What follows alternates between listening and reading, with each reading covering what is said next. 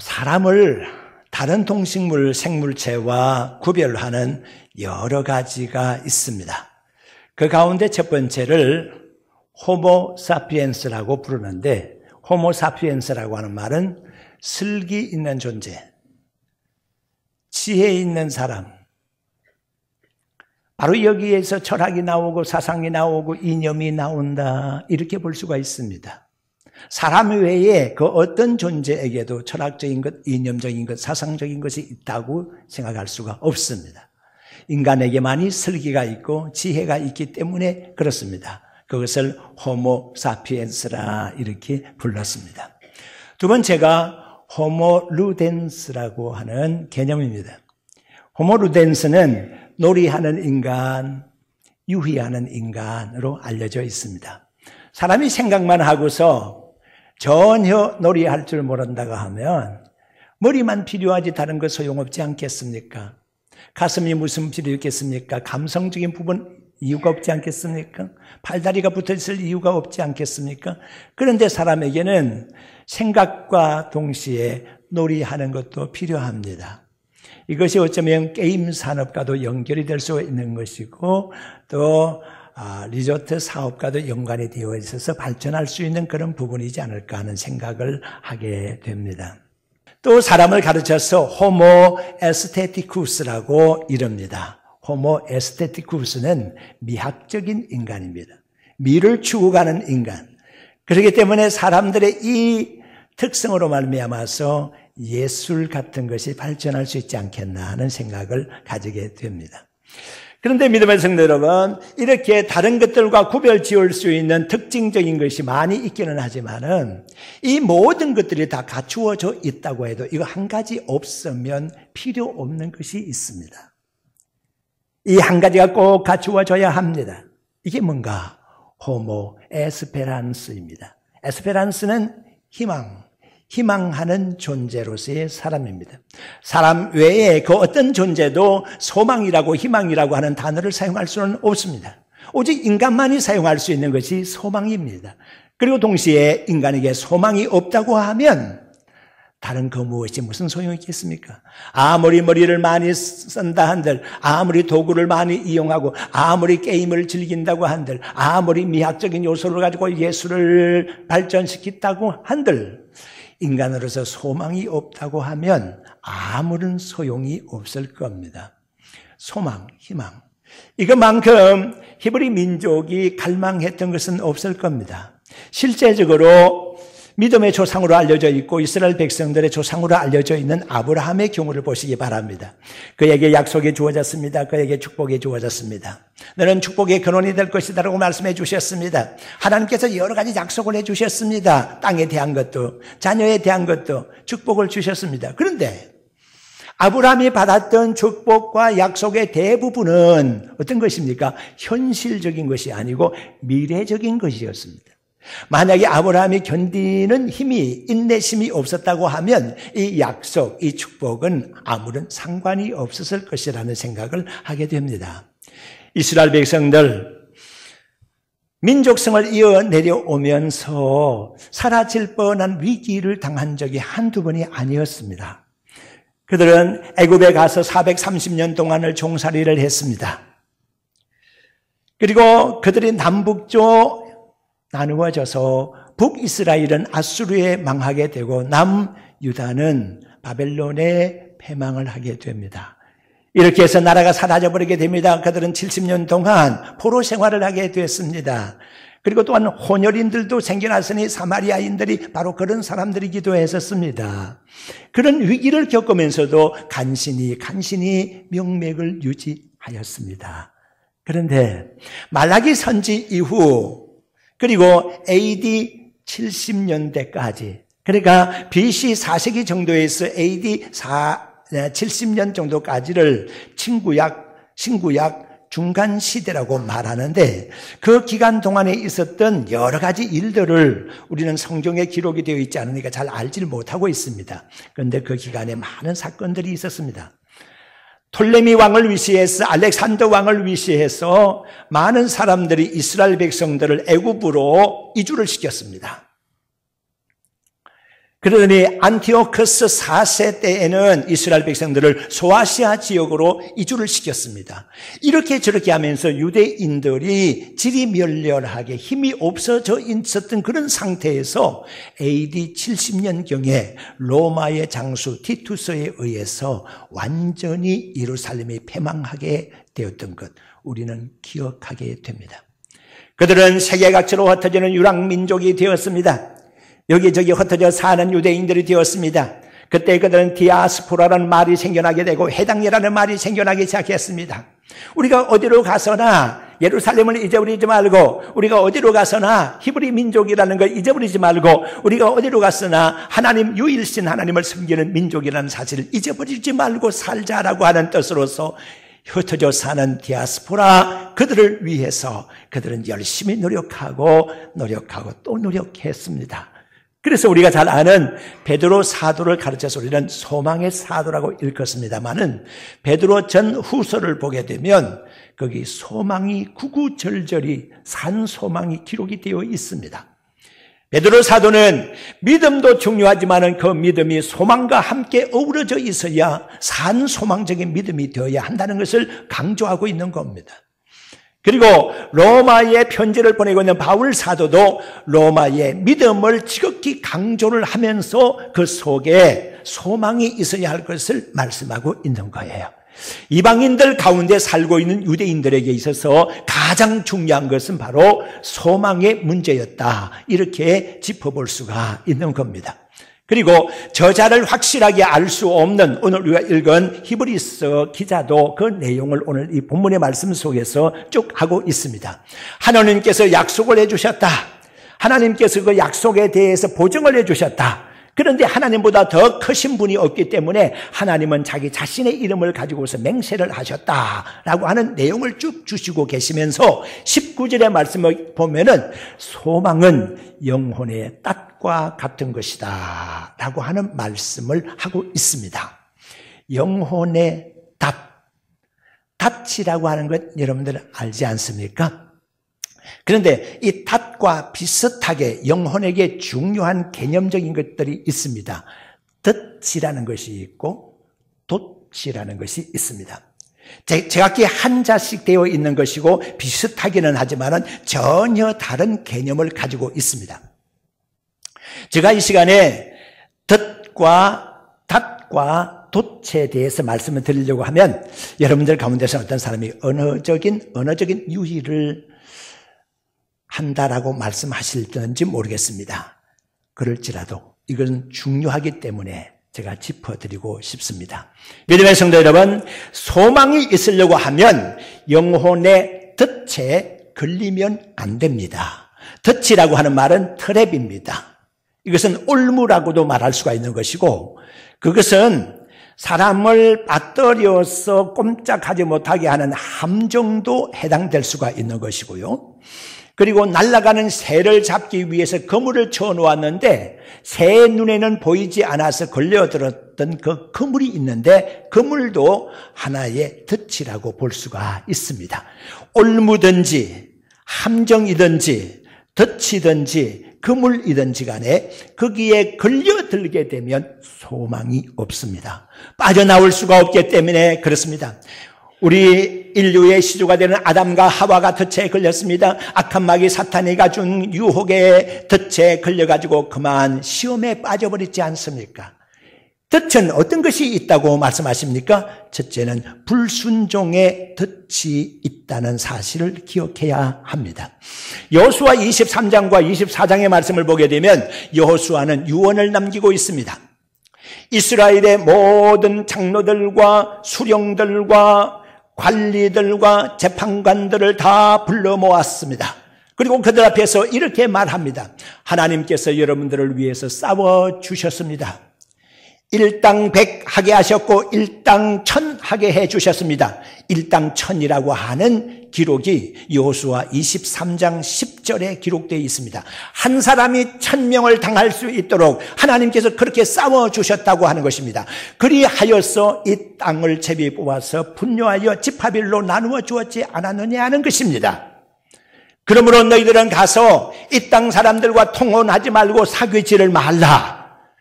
그리고 이 땅의 사람들이 섬기는 하나님을 알지 못하는 이방 신상을 섬기지 말라. 만약 너희들이 그렇게 하게 되면 원주민들이 너희들의 옆구리에 가시가 될 것이고 원주민들이 너희들에게 덫이 될 것이다. 그렇게 말씀을 여호수아를 통해서 주셨습니다. 이스라엘 백성들은 그 말씀을 받았습니다. 그러면 자기들이 다 멸절시키지 못하고 살려주었던 그리고 그들을 종살이하게 했던 원주민들이 자기들에게 있어서는 신앙의 덫이 될 것이라고 하는 사실을 기억하고 조심해서 생활해야만 했었습니다. 그런데 이스라엘 백성들은 실패하고 말았습니다. 이스라엘은 생각했습니다. 자기들이 애굽에서 종살이를 했던 때를 생각해 보면서 이제는 우리가 이 땅에서 종들을 거느리게 되었구나. 우리가 농사 짓는 법도 알지를 못했는데 이 땅에 사람들이 농사를 지어주고 우리들이 종살이 하지 않아도 이제 저들이 종살이를 해주니까 우리가 살기 편하게 되었다라고 생각하면서 그들을 살려주었을지 모릅니다. 그러나 오히려 이것이 그들에게 덫이 된 겁니다. 신앙의 덫이 된 겁니다. 그들로 말미암아서 이방신을 섬길 수밖에 없게 된 겁니다. 그리하여 하나님 앞에 악을 행하게 됐습니다. 여호수아 이후에 사사의 역사를 보게 되면 이스라엘 백성들이 얼마나 하나님 앞에서 해괴망측한 짓을 저지르고 그로 말미암아서 이스라엘이 이방 민족의 압제를 당하게 되면서 이방 민족이 쳐놓은 덫에 걸려들었던가 하는 것을 우리는 알 수가 있게 되는 것입니다. 그리고 또 한 가지는 밥상이 올무가 되고 평안이 덫이 될 수 있다는 사실을 알아야 합니다. 시편 69편 22절에 기록되어 있는 말씀입니다. 밥상이 올무가 되고 믿음의 성도 여러분, 우리가 서로 친한 사람들끼리 그리고 쉽게 대화를 나누려고 하면 좋은 일을 위해서 서로 좋은 대화를 나누려고 하면 밥상머리에 앉지 않겠습니까? 밥상머리에서는 싫은 소리 못하는 법이죠. 밥상머리에 앉아서 어떻게 화를 낼 수가 있겠습니까? 밥상머리에 앉아서 싫은 소리, 욕짓거리, 싸움짓 할 수가 없는 거 아니겠습니까? 먹는 거 앞에 놓고서 어떻게 싸울 수가 있겠습니까? 그래서 좋은 교제를 나누려고 할 때는 밥상을 차려놓는 겁니다. 우리 앉아서 밥이나 나누면서 이런저런 좋은 얘기를 나누자고 하는 뜻이겠죠. 그런데 이게 얼마나 좋을 수가 있겠는가? 다니엘서 11장 27절의 말씀을 보니까 서로 의견이 다른 두 왕이 한 밥상에 앉았더라고 하는 내용의 기록을 찾아볼 수가 있습니다. 자, 보세요. 작전이 전혀 다릅니다. 생각이 전혀 다릅니다. 이념이 전혀 다릅니다. 계산이 전혀 다른 두 왕이 밥상을 앞에 놓고 마주 앉았을 때에 그 나누는 대화가 얼마나 희망적일 수 있겠느냐라고 하는 겁니다. 믿음의 성도 여러분, 저는 현 시점을 두고 얘기하는 것은 절대로 아닙니다. 성경에 그런 내용이 나와 있기 때문에 여러분들에게 소개하고 있는 따름인 것입니다. 그와 마찬가지로 밥상을 앞에 놓고서 사람이 마주 앉았을 때에 나누는 대화는 수월한 대화일 수 있지 않겠느냐, 쉽게 대화할 수 있지 않겠느냐. 그러는 가운데 나의 비밀도 나오고 그 사람의 비밀도 나오고 차마 하지 못할 얘기도 나오고 이런저런 소문에 대한 얘기도 글러보지 아니하고 나오는 얘기들이 밥상머리에서 얼마나 많이 나오느냐 말이에요. 야, 우리 친구 아니가, 우리가 남이가, 그러면서 밥상머리에서 나누는 대화 가운데에 얼마나 올무에 걸릴 말이 많으며 얼마나 덫에 걸릴 말이 많은가 이 말이야. 그렇기 때문에 시편 69편 22절에는 시편 기자는 그렇게 아주 콕 찍어서 얘기해 주시고 계신 거예요. 밥상이 올무가 되고 평안이 덫이 될 수가 있다고 하는 사실을 명심하라고 하는 거예요. 믿음의 성도 여러분, 우리가 편안하다 할 때 바로 그것이 덫이 될 수 있다라고 하는 겁니다. 잊지 말아야 합니다.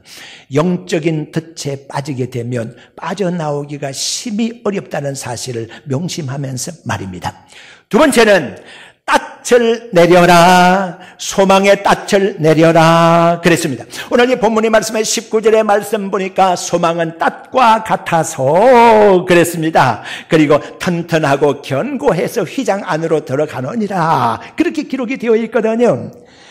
닻이라고 하는 것은 내리기 위해서 있는 겁니다. 물론 배가 진행을 하고 있을 때에는 닻은 배 몸에 붙어있는, 배 선체에 붙어있는 것이긴 하지만은 배가 멈추어서 정박하려고 할 때에는 또는 부두에서 항구에서 정박하려고 할 때에는 닻을 내려야 하는 겁니다. 떠밀려 가지 않기 위해서 위치를 고정하기 위해서 닻을 내려서 고정시켜야 하는 겁니다. 닻은 내려야 할 필요가 있습니다.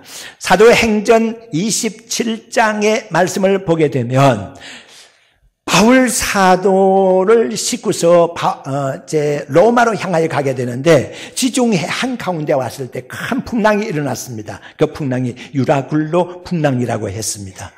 건 보름 동안을 앞을 보지 못하는, 해와 달과 별을 보지 못하는 암흑 속에 있었습니다. 얼마나 고통스러웠겠습니까? 입에 아무 음식도 될 수가 없는 상황이 됐습니다. 그들은 차라리 죽었으면 좋겠다는 생각까지 가지게 되었지 않겠습니까? 그런데 희망을 가지게 됩니다. 그것은 뭡니까? 바울 사도를 통해서 여러분들은 생명에 아무런 지장이 없을 거라고 하는 희망의 메시지를 줍니다. 그 말을 믿으면서 이제 어떻게 하든지 배가 암초에 걸리면 안 되니까, 배가 암초에 걸린다고 하는 것은요, 배의 기계가 제대로 작동하지를 못하게 되면 파도가 거셀 때 파도에 휘말리게 되거든. 파도에 휩쓸려서 왔다 갔다 하다 보게 되면 암초에 부딪혀서 배가 파손할 수 있으니까, 그렇지 않기 위해서는 배의 위치를 고정시키고 암초에 걸리지 않도록 해야 되겠다. 그래서 배에서 닻을 내리게 되는 겁니다. 사도행전 27장 29절의 말씀을 보게 되면 닻을 고물에서 4개를 내렸다, 그렇게 기록이 되어 있습니다. 배의 고물은 뒤쪽에 있는 것이고 배의 이물은 앞쪽에 있는 것이거든요. 배의 고물 쪽에서 닻을 4개나 내렸다는 거예요. 그러니까 배를 단단히 고정시키기 위해서 내렸다는 거예요. 그렇지만 얼마나 파도가 거세었는지 그런 것도 소용이 없어졌더라고 하는 말씀이 기록이 되어 있습니다. 믿음의 성도 여러분, 우리가 살아가면서 우리의 영혼이 떠내려가지 않기 위해서 닻을 내려야 할 필요가 있습니다. 많은 세속적인 풍조와 유행의 여러 가지 것들이 우리 주변을 휩쓸고 지나갑니다. 젊은이들도 거기에 휩쓸려 가고 남녀노소 할 것 없이 다 그런 풍조로 흘러가고 있습니다. 이럴 때 우리가 진리의 말씀을 사수하기 위해서, 하나님의 명령대로 사수하기 위해서는 소망의 닻을 힘들고 어려울 때 내려야 되는 거예요. 그리고 위치를 잡아야 되는 거예요. 떠내려가면 안 되니까, 자꾸 떠내려가면 안 되니까요. 우리를 떠내려가게 하는 일들이 우리 주변에 얼마나 많이 일어나고 있는지 모릅니다. 어저께 시작이 되었죠. 서울에서 퀴어 축제가 시작이 되었습니다. 퀴어 축제가 어떤 축제냐고요? 동성애 축제를 말하는 거예요. 세상에 할 게 없어서 그런 축제까지 벌이고 있는가 말이에요. 여러분, 이거 알아야 돼요. 성평등이라는 것과 양성평등이라는 것은 전혀 다른 겁니다. 성경에서 말하고 있는 평등은요, 양성평등이에요. 남녀평등을 말하는 거예요. 성평등을 얘기할 때도 남녀평등, 바로 이것을 말하는 거예요. 성소수자에 대한 얘기는 아니에요. 성소수자에 대한 얘기는요, 특별한 사람의 성적 취향의 문제지 그것이 성적 평등에 해당할 사항이 아닌 거예요. 그들은 말합니다. 헌법적으로 우리를 보장을 해달라. 어째 사람이 남자와 여자만 서로 사랑을 할 수가 있느냐? 남자도 남자를 사랑할 수 있고 여자도 여자를 사랑할 수 있지 않겠느냐? 정말로 그렇습니까? 그런 사랑이 사랑이라고 할 수가 있을까요? 남자가 남자를 사랑하고 여자가 여자를 사랑하는 동성연애하는 사람들이 정말 사랑을 하는 것이라고 볼 수가 있을까요? 그들은 또 한 걸음 더 나아가서 얘기를 합니다. 남자와 여자만이 가정을 이룰 수가 있겠느냐? 그리고 법의 호적에 올라갈 수가 있겠느냐? 남자는 남자끼리 서로 사귀어서 가정을 이루게 되고 남자는 남자끼리 또 호적에 올라갈 수도 있지 않겠느냐? 법적으로 보장을 해달라고 그렇게 얘기를 합니다. 여러분, 이것이 가능한 일입니까? 있을 수 없는 일 아니겠습니까? 우리로 하여금 자꾸 떠내려가게 합니다. 성평등도 평등이라고 하는 개념 속에 묶어달라고 하는 거예요. 이건 안 되는 거지요. 이건 안 되는 거죠. 그리고 또 한 가지 있습니다. 양심적인 병력 거부요. 여러분들 가운데서는 이렇게 저렇게 이해할 수 있는 분들이 계실 겁니다. 아, 양심이 그래서 병력을 감당하지 못하겠다면은 그 병력에 대체할 수 있는 다른 거 하면 되지 않겠나? 아, 그러니까 좀 더 어렵게 좀 기간을 많이 잡아서 또는 좀 더 힘든 일을 시키면은 병력에 대체할 수 있는 것이 되지 않겠나라고 생각할 수 있습니다. 바로 이것이 떠내려가는 겁니다. 이게 유행에 떠내려가는 겁니다. 절대로 안 되는 겁니다. 왜 절대로 안 되는 거냐? 믿음의 성도 여러분, 어떤 양심이 병력을 거부하게 만드는 것입니까? 도대체 그 양심은 어떤 양심입니까? 나라 없는 양심이요, 나라를 팔아버린 양심이요, 나라가 존재하기 위해서는 국민의 4대 의무가 있습니다. 그 의무를 감당해야 되는데 가장 중요한 의무가 국방의 의무요, 병력의 의무요. 이 의무를 감당하지 아니하면 국민이 아닌 거 아닙니까? 그런데 이것을 양심적으로서 그것을 거부하겠다? 무슨 양심이, 그런 양심이 있습니까? 그것도 양심의 문제입니까? 양심의 문제가 아닙니다, 이거는. 예. 양심의 문제가 아니고 이거는 신념의 문제예요. 자기가 잘못 믿고 있는 것이 그것이 문제인 것이지 양심의 문제가 아닌 거예요. 이거는 신념의 문제요, 종교의 문제예요. 저의 생각은 그렇습니다. 병력에 대체할 수 있는 그 어떤 것도 있을 수가 없습니다. 반드시 병력 의무를 지워야 되는 겁니다. 어떻게 해서든지 병력 의무를 감당해야만이 국민의 의무를 감당하는 것이 된다라고 하는 겁니다.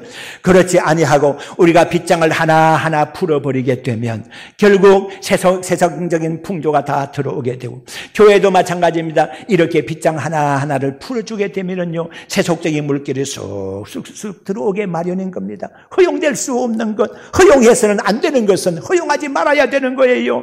그래서 교회는 영혼의 딱 같은 소망을 내려야 할 때는 내려야 된다는 거예요. 떠밀려 가서는 안 된다는 거예요.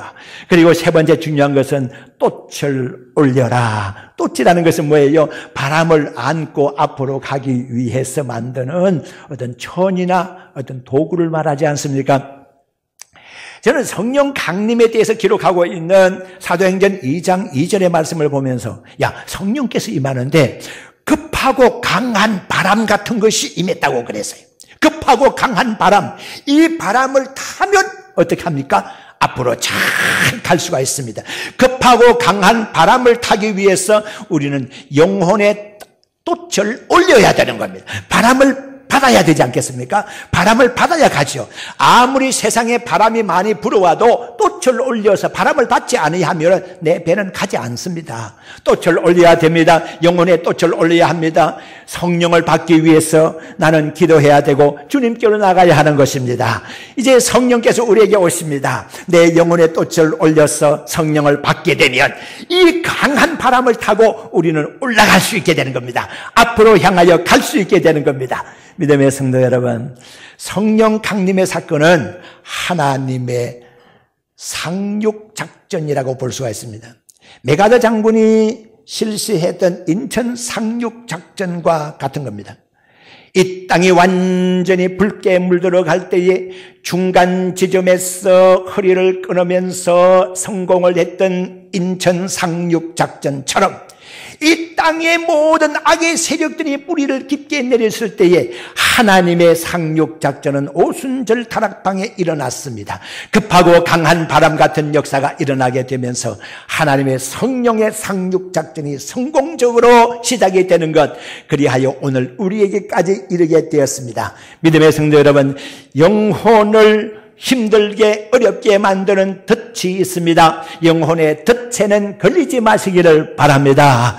우리를 떠내려가게 만들고 위치를 잡지 못하게 하는 여러 가지 세상의 풍조들이 있습니다. 유행이 있습니다. 거기에 휘말려 가지 않도록 우리 위치를 지키기 위해서 영혼의 닻을 지금 내리시기를 바랍니다. 성령의 바람이 불어오고 있습니다. 영혼의 돛을 올려 성령의 바람을 받으시기를 바랍니다.